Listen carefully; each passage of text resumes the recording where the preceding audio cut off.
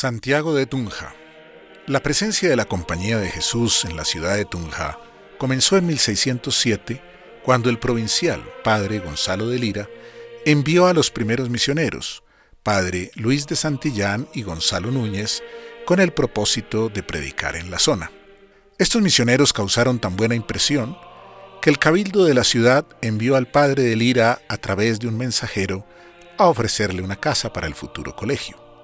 3 años más tarde, en 1610, llegaron el padre Luis Frías y un hermano coadjutor, cuyo objetivo era predicar una nueva misión de 15 días.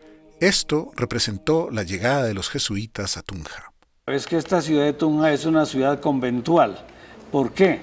Porque aquí, por el comienzo de este mismo siglo, aparecen 4 conventos para varones, 2 para mujeres. Los conventos para hombres fueron el de San Francisco, el de San Agustín, el de los jesuitas, que no, ya dije que no es convento, y el de los dominicos.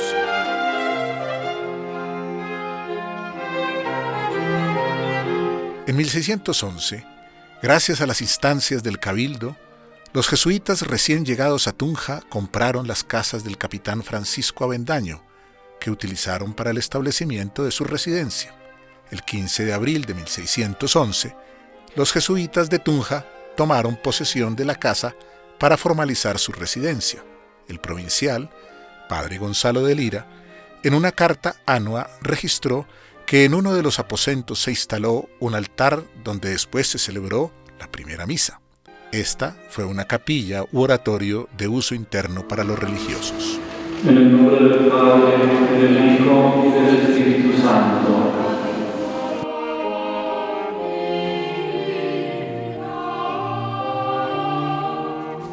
Tunja fue la segunda casa en importancia de la provincia, porque desde muy el comienzo es el noviciado. Noviciado de Tunja.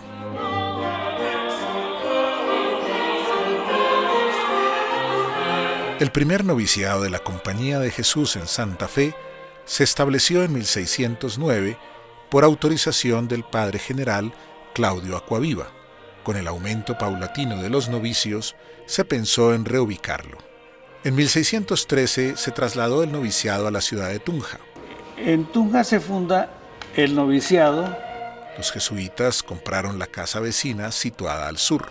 Al año siguiente, en 1614, ese inmueble lo compró el padre Gonzalo Núñez, superior de la residencia. El nuevo solar correspondió a las casas del predio en esquina que colinda al sur con el terreno que los jesuitas compraron al capitán Avendaño. Es el lugar que hoy ocupa la iglesia de San Ignacio. A comienzos de 1614 llegó a Tunja Pedro Claver, quien hizo su tercera aprobación en la casa del noviciado de esa ciudad. El noviciado es tercera aprobación y es colegio. Y es un colegio que tenía muy buena formación, sobre todo en humanidades. Ahí hizo tercera aprobación San Pedro Claver. Donde va a estudiar y permanecer más de 1 año, casi 2 años, Pedro Claver. Porque ahí hacían lo que ellos llamaríamos el juniorado de los jesuitas. El noviciado de Tunja funcionó hasta 1636, cuando los novicios fueron trasladados de nuevo al Colegio de Santa Fe por orden del padre Rodrigo de Figueroa. 6 años más tarde, en 1642, el noviciado regresó a Tunja por orden del provincial padre Gaspar Sobrino. Después de su regreso a Tunja, los novicios ocuparon la casa original donde se estableció el noviciado desde 1613 hasta 1691.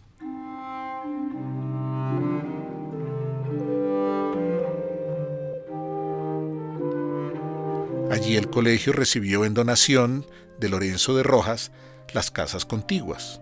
Cuando obtuvieron la posesión, los jesuitas trasladaron allí su colegio y noviciado con instalaciones más cómodas. De modo que se conserva la iglesia, algo reformada, pero se conserva. El templo de Tunja es un templo muy similar al de San Ignacio de Bogotá. También se llama San Ignacio el de Tunja. El templo de San Ignacio.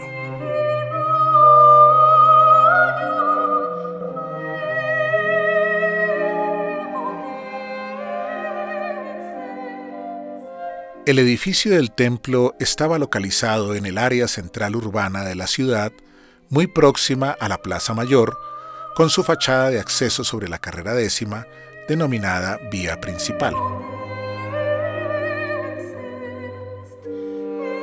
Entre 1611 y 1615, los jesuitas residentes pensaron en la necesidad de construir un nuevo templo, acorde en tamaño y relevancia al colegio fundado y establecido en 1613 en la hidalga ciudad de Tunja.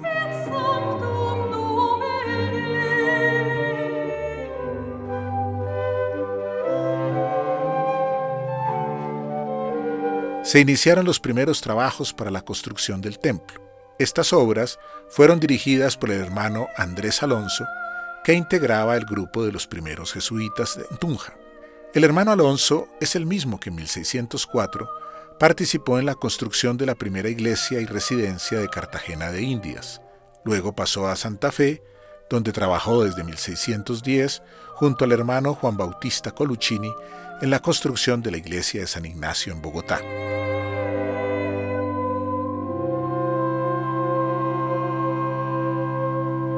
En 1611 arribó a Tunja y con su experiencia realizó la traza y construcción de la iglesia de San Ignacio. Hubo un largo periodo en obra para la concreción de la iglesia de Tunja, ya que el lugar escogido fue el mismo solar donde los jesuitas tenían su colegio y residencia. La primera etapa de obra fue en el solar trasero y exterior del predio, para que la construcción no afectara la casa donde además funcionaba el colegio.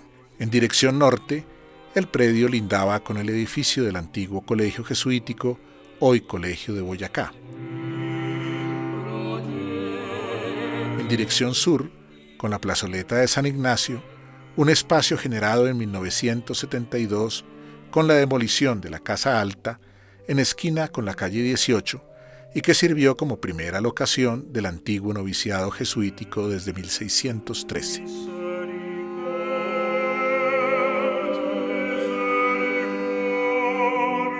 El templo está documentado en el libro ya publicado, El Colegio de Tunja, 2 tomos. Y yo escribo la historia de todo el templo desde su fundación, cómo fue creciendo en el solar que les adjudicaron, cómo se extendió, los jesuitas que intervienen, los arquitectos, ahí estuvo hermanos coadjutores arquitectos intervinieron, y es el templo que hoy día vemos en la ciudad de Tunja.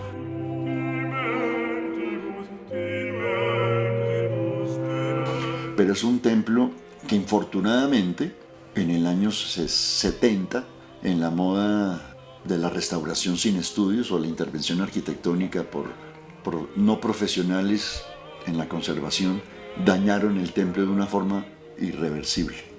Le quitaron todo lo que tenía jesuítico. La bóveda de cañón, que es un elemento, es una cubrición interna jesuítica que es visible en todos los templos, se la quitaron porque pensaron que era un añadido.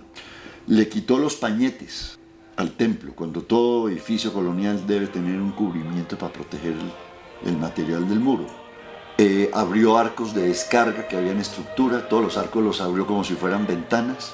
Este no tenía tribunas y le puso tribunas, porque yo tengo una foto donde el templo está original antes de la intervención del año 70 y no tenía tribunas y le puso tribunas totalmente ajenas. Dejó ver toda la armadura de la cubierta cuando en los templos jesuíticos no se le ve la armadura a la cubierta. En fin, hizo una cantidad de atropellos a tal punto que hoy día el templo no es patrimonio ni siquiera de la ciudad. Está tan desvirtuado que los comentarios de la Compañía de Jesús en ese momento y los que visitaron el templo, que conocían el templo anteriormente, se quedaron sorprendidos. Semejante atropello contra el patrimonio arquitectónico. Interior del templo. Estamos en el templo y quisiera mostrarles a mi derecha está el púlpito, que ocasionalmente estaba ubicado en una pared, y en este caso el nuestro aquí con imágenes de mártires, de gente que entregó su vida por la predicación del Evangelio.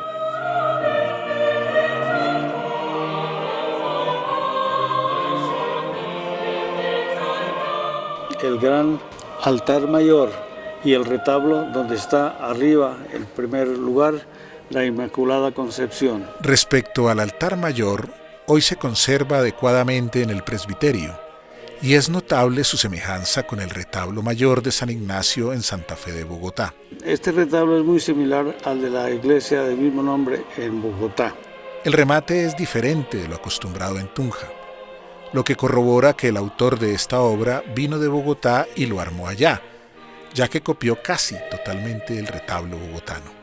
Ese altar, además, en el retablo vemos en el segundo nivel una serie de imágenes, todas con atuendos, con sus mantos, con sus hábitos.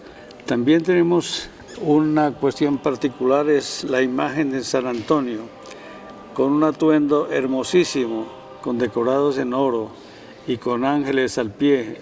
Además, él siempre se caracteriza por llevar en sus brazos al Niño Dios. Cabe recordar que el templo, además de sufrir restauraciones, se convirtió en escenario para conciertos musicales por su acústica, pero hace unos años se recuperó como iglesia para el culto. Del bautismo que nos ha purificado, del Espíritu que nos ha reengendrado y de la sangre que nos ha redimido, por nuestro Señor Jesucristo, tu Hijo.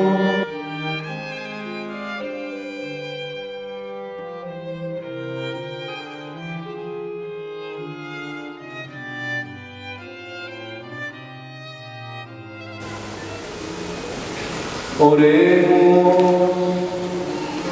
Dios Todopoderoso, Padre, Hijo y Espíritu Santo, descienda sobre vosotros. Gracias por venir a la Santísima Eucaristía. Les deseo con todo cariño feliz domingo, feliz semana para todos.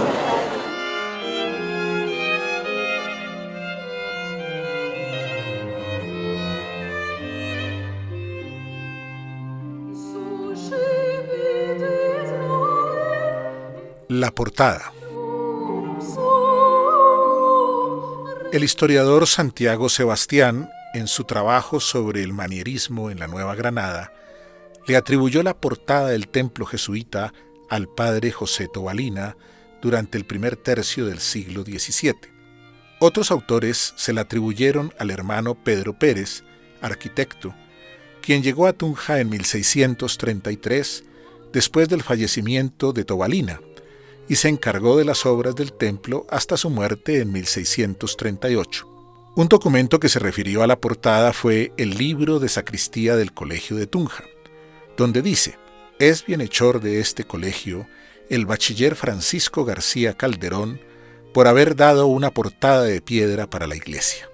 Sin embargo, hasta la fecha no existe ninguna prueba documental acerca del autor del diseño de esta portada, terminada posiblemente entre 1757 y 1767, última etapa de la construcción del templo. En la fachada se destacó la nave central con su puerta de acceso, trabajada en piedra y cubierta más alta, la nave del Evangelio al sur, con su puerta de acceso y cubierta diferenciada, y como remate de la nave de la epístola, al norte se erigió una torre campanario.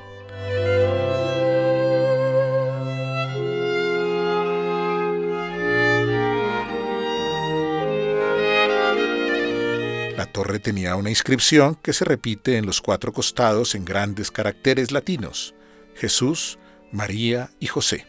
El obispo Antonio Valenzuela, que vivió en Tunja entre 1737 y 1746, fue el benefactor y donante de los recursos para su construcción.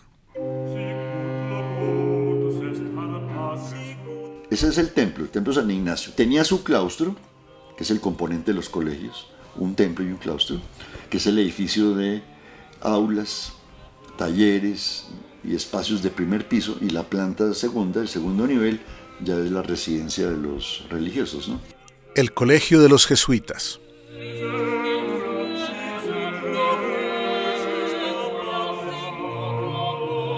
Bueno, después de Santa Fe, Bogotá establecen el Colegio de Tunja, generando un colegio en la sabana, en el altiplano cundiboyacense, porque había mucho indígena.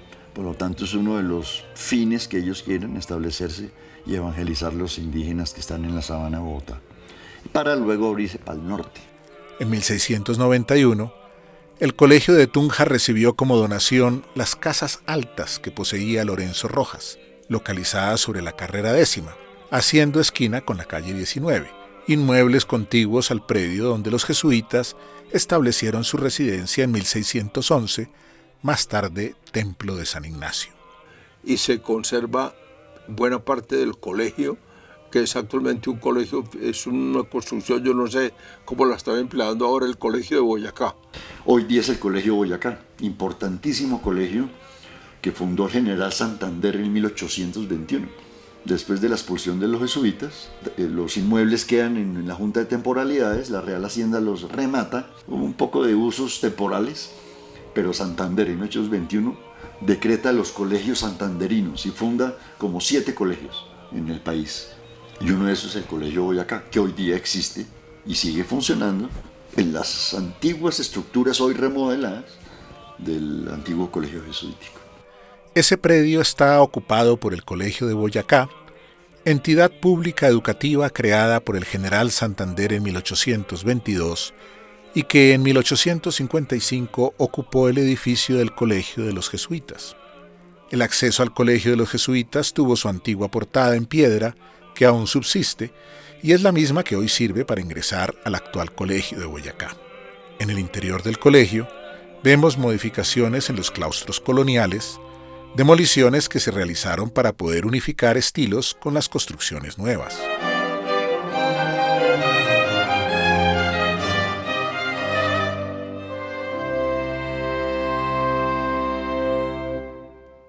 Entre los años 1921 y 1925 se construyó por la calle 19 una fachada de piedra labrada con portada de estilo neoclásico que hoy se encuentra clausurada.